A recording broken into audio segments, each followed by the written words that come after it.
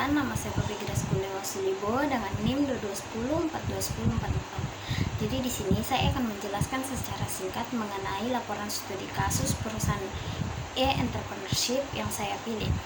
Kebetulan perusahaan e-entrepreneurship yang saya pilih yaitu perusahaan e-commerce. Perusahaan itu adalah perusahaan Gojek.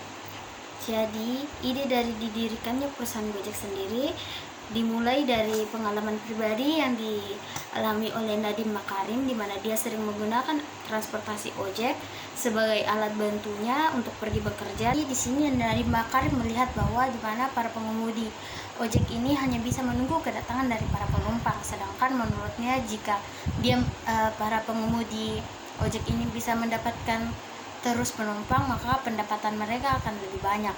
Nadiem Makarim juga menginginkan bahwa ada ojek yang bisa ada setiap saat dibutuhkan.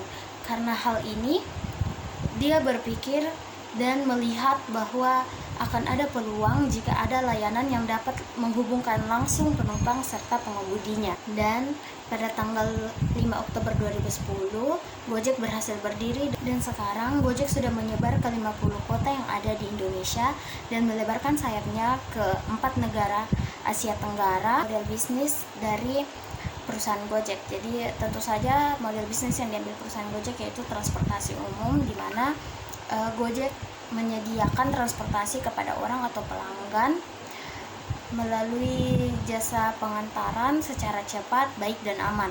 Tantangan-tantangan apa saja yang dihadapi oleh perusahaan Gojek? Jadi di sini pertama saya akan menjelaskan tentang tantangan menurut Nadiem Makarim. Menurut Nadiem Makarim, perusahaan Gojek memiliki masalah internal dan eksternal. Di tantangan internal, di mana mereka memiliki pengembangan organisasi yang pesat yang awalnya hanya 200 orang Indonesia saja menjadi 4.000 orang Indonesia.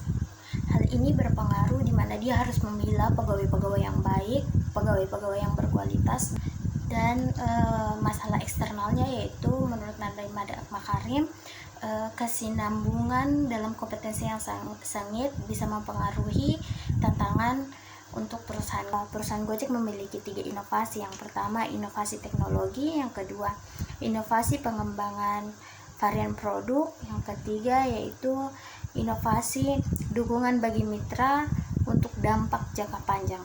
Ada beberapa dampak sosial dari perusahaan Gojek. Yang pertama yaitu dampak sosial terhadap masyarakat.